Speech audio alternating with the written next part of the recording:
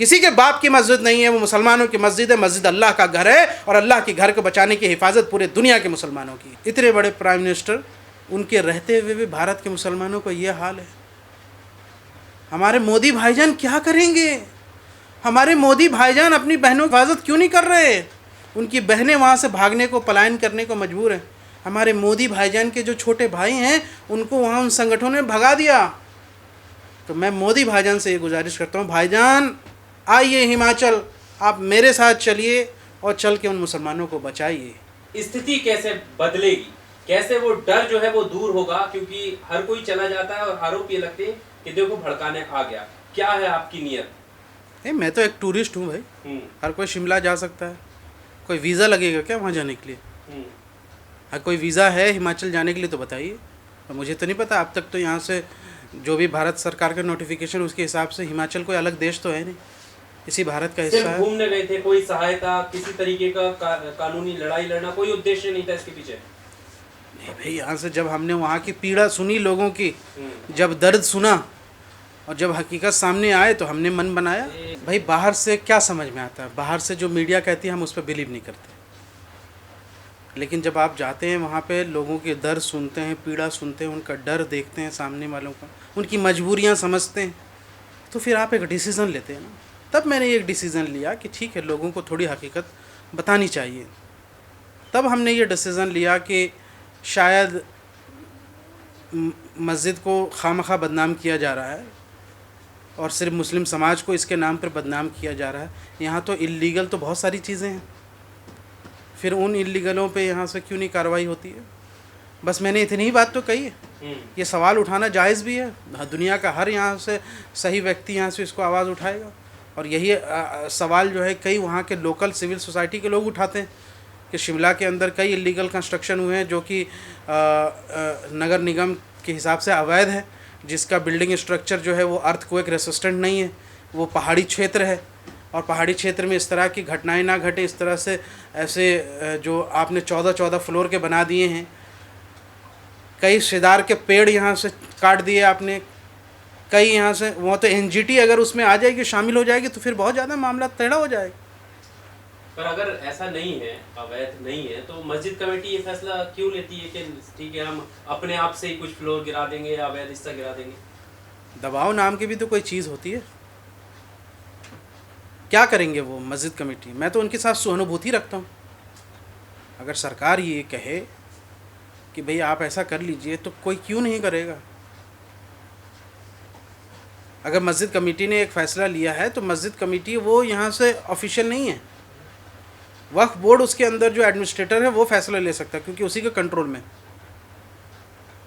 जो लतीफ़ दिख रहे हैं या दूसरे लोग दिख रहे हैं वो तो उसमें है भी नहीं, वो तो पूर्व अध्यक्ष।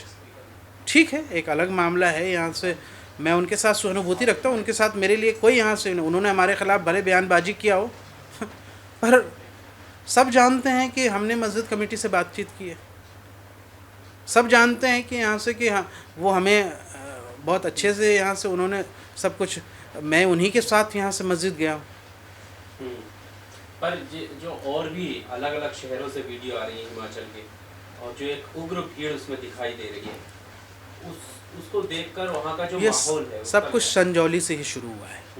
और यहाँ पे जिस तरह से घुटने टेके सरकार ने उन संगठनों के सामने, उसका नतीजा है कि उनकी हिम्मतें बढ़ गई हैं और दूसरी जगह मुसलमानों के ख़िलाफ़ आप मुल्ले सुल्ले नहीं चलेंगे, ये कॉल दिए जाए। ये चंद हज़ार या चंद सैकड़ों लोगों का यहाँ से आप पूरी सरकार डर जाती, ये निहायत शर्मनाक बात। नहीं डरना चाहिए। मैं तो कहता हूँ राहिल जी, आप हिम्मत कीजिए, हम आपके साथ हैं। जो कानूनी लड़ाई लड़नी होगी हम लड़ेंगे, लेकिन आप डरिए तो मत। मैं कहाँ कह रहा हूँ कि वहाँ पे क्या और ऑप्शन नहीं है, लेकिन यहाँ से आप डरना नहीं है। आपकी वजह से, इस वजह से जो है सैकड़ों सैकड़ों परिवार पलायन कर चुका है मुसलमानों का। जो अपनी रोज़ी रोटी वहाँ कमाने गए थे वो डर के भाग गए हैं, उनको वापस लाइए। कौन है वो लोग? सहारनपुर के लोग हैं, इसी देश के लोग हैं, योगी जी के प्रदेश के लोग हैं। इसमें तो स्टैंड योगी जी को लेना चाहिए था कि आप मेरे प्रदेश के लोगों को हिमाचल से कैसे भगाया जा रहा है।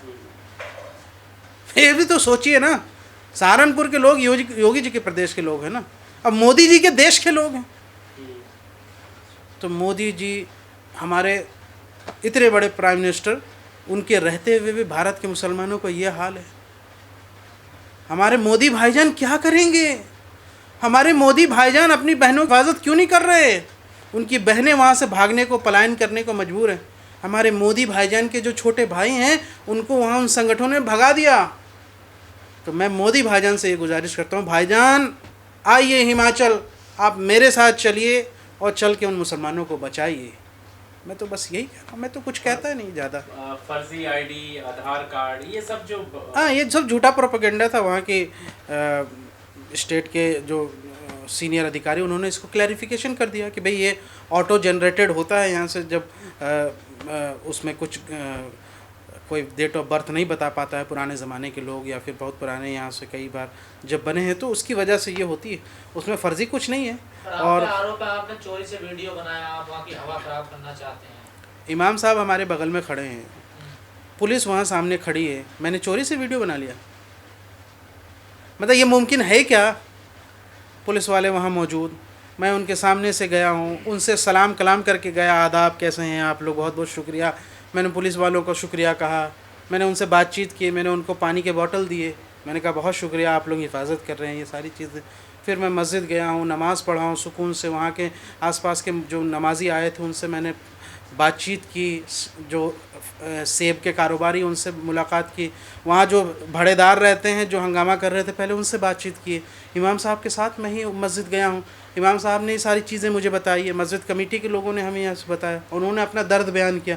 मैंने यहाँ से एक कैमरा पैन करके, हमारे कैमरामैन, हमारे साथी जो हमारे साथ गए थे, तो दूसरे उनके लोग जो यहाँ से, उन्होंने कैमरा पैन करके यहाँ से दिखा दिया कि देखिए इस तरह के यहाँ पे बिल्डिंग है, और मस्जिद को बताया। मैंने तो सिर्फ ये एक बात कह दी कि भाई ये ऐसा हो सकता है, तो जाहिर सी बात है एक PIL डलना बनता है कि सिर्फ मस्जिद को आप क्यों बदनाम कर रहे हैं। एक बहुत सिंपल, बहुत नॉर्मल बात है।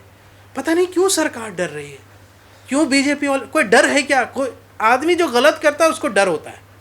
मैं तो नहीं डर रहा, ना मैं अपनी गिरफ्तारी से डर रहा हूँ, ना मैं केस से डर रहा हूँ, ना आपके गीदड़ भपकियों से डर रहा हूँ। आप क्यों डर रहे हैं? अच्छा, आपको मालूम है कि यहाँ से कि कई हज़ार बिल्डिंग वहाँ इलीगल कंस्ट्रक्शन है। अगर PIL डल गया और कोर्ट पे मामला चला गया तो सब पे कार्रवाई करने का मामला आ जाए। उसमें कई कांग्रेस नेताओं की बिल्डिंग है, उसमें कई भाजपा नेताओं की बिल्डिंग है। कुछ ऐसा है क्या? मुझे तो नहीं पता, अब ये तो जांच में पता चलेगा। सरकार का रुख क्या नजर आया? अगर आपने मस्जिद कमेटी से बात की है तो कुछ बताया उन्होंने कि सरकार उन्हें संरक्षित करने में कितना भरोसा दिला रही है, बात कर रही है, क्या किस तरीके का नजरिया? देखिए, सारी बात ख़त्म हो जाएगी। ना मैं PIL की बात कर रहा हूँ, ना कुछ आगे की बात कर रहा हूँ। अगर सरकार इस बात का भरोसा दिला दे कि वहाँ पे मुसलमानों पे हमले अब बंद होंगे, इस तरह के उग्र प्रदर्शन, मुसलमानों को डराने का काम बंद हो और उन संगठनों पे कार्रवाई हो अगर, तो फिर हमारी कोई स्टेटमेंट नहीं है। हम सिर्फ इतना चाहते हैं कि वहाँ के मुसलमानों की जान और माल की हिफाजत हो जाए, ठीक है? इसके अलावा हमारा कोई मुतालबा नहीं है कोई यहाँ से। लेकिन अगर आप जबरन मस्जिद को गिराने का यहाँ से अगर ये काम करेंगे तो फिर हमें PIL डालना पड़ेगा। जबरन आप मुसलमानों को वहाँ पे बदनाम करेंगे तो फिर हमें यहाँ से मजबूरन यहाँ से इस मुद्दे को राष्ट्रीय मुद्दा बनाना पड़ेगा, और ये बनना भी चाहिए। देश के लोग आवाज़ उठाएंगे और देश के लोग बचाएंगे। जब काशी और मथुरा की बात आती है तो पूरे देश के हिंदू में आप चलाते ही कि नहीं यहाँ से ये मुहिम, तो मैं क्यों ना चलाऊँ? संजौली यहाँ से किसी के अब्बा की मस्जिद थोड़ी है, किसी के बाप की मस्जिद नहीं है, वो मुसलमानों की मस्जिद है। मस्जिद अल्लाह का घर है और अल्लाह के घर को बचाने की हिफाजत पूरे दुनिया के मुसलमानों की है।